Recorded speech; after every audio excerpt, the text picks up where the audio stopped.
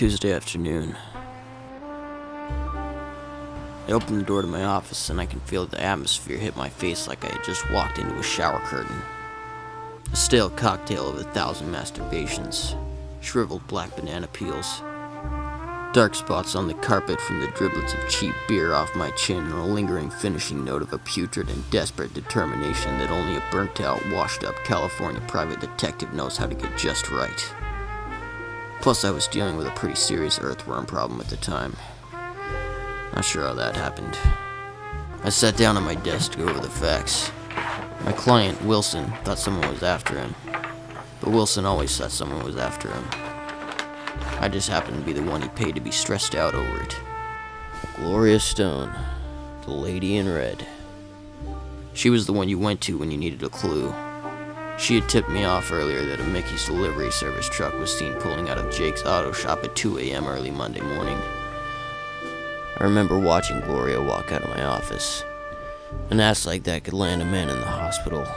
You'd be catatonic, stiff, slack-jawed, droopy-eyed, sucking Salisbury steak through a tube the rest of your life, ringing the nurse bell every 20 minutes to complain about a terrible itch on the underside of your shaft. You'd be grabbing it. Never mind. The evidence was all there. It was practically laid out on the table for me. But what did it all mean? I felt like a child trying to put a broken flower pot back together before his parents got home. Think, McGroist.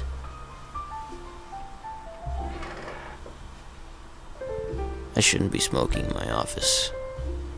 I needed some leads. I decided to call the chief's office. It was a last resort, but I was in a jam. Sheriff's Office, Callahan speaking. Afternoon, officer. I'll need all your files on Mickey's delivery service right away. Okay, sir. Name and credentials, please. Put the chief on the phone, Callahan. I didn't catch the name, I sir. didn't give it. Sir, in order to get clearance to get into the It's system, Detective McGroist. Excuse me, sir? You need me to spell it out for you? The name's McGroist.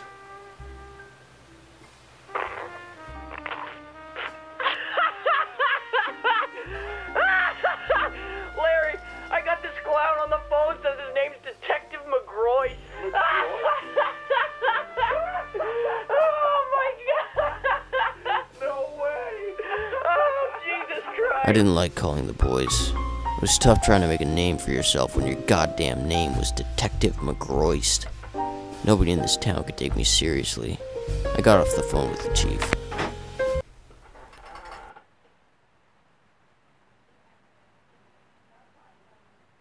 "11 p.m. I realized I hadn't moved much in several hours. Okay, enough baloney, McGroist. The case.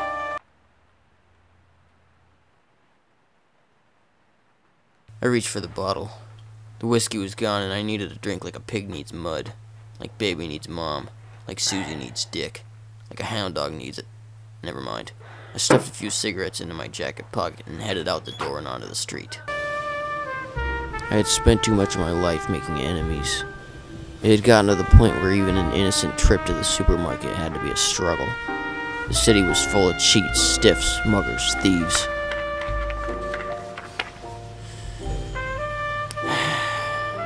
Another night on the town. Street thugs were getting tougher. Or harder to shoot. Or I was just getting older. Hard to say.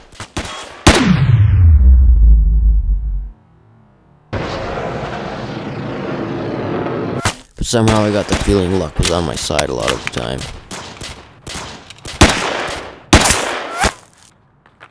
Alright, the case. Focus, McGroist. What could a Mickey's delivery truck possibly be doing behind Jake's auto at 2 a.m. on a Sunday?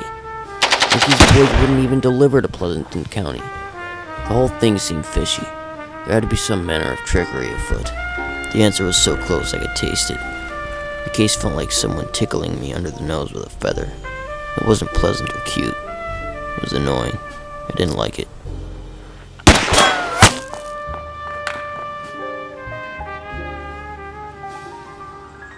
I had nothing. What was I doing? What was anybody doing? Felt like we were all just riding a Ferris wheel in this big first world theme park. Ferris wheel like a treadmill with the American dream dangling in front of our noses by the fishing rod. Everyone was just trying to keep themselves entertained until we all landed nose first straight into the grave. Pedals stomped to the floor, racing each other down a dead-end road. I'd be damned if I could make sense of any of it. Wednesday morning, back at the office. I leaned back in my chair. I felt defeated, backed up against a wall. Nothing made sense. I cracked the whiskey, had a good long pull. I thought of Gloria.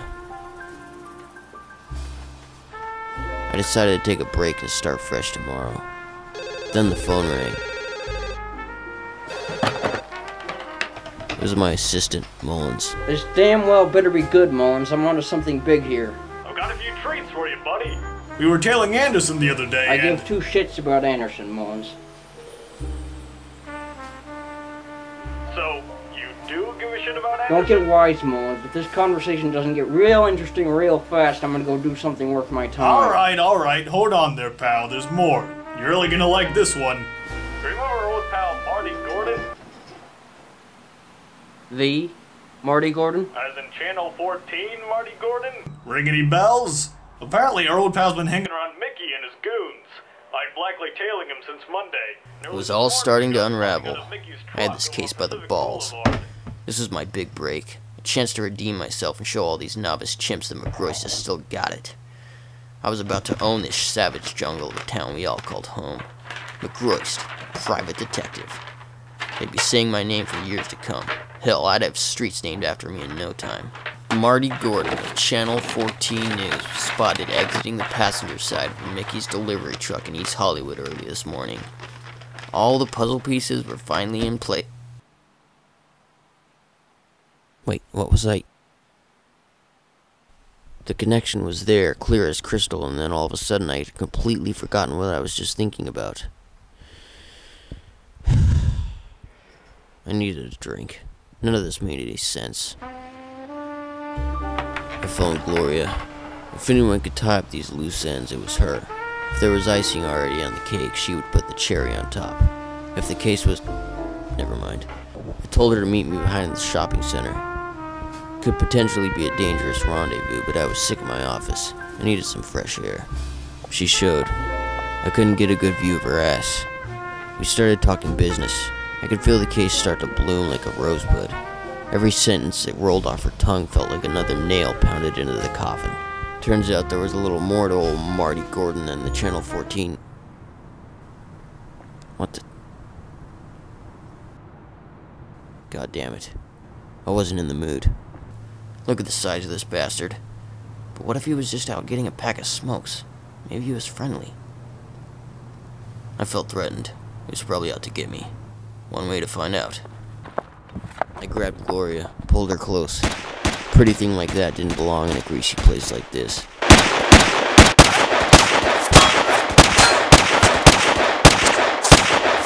It felt good, Gloria in my arms. I was her protector. I felt powerful. I put the bastard down.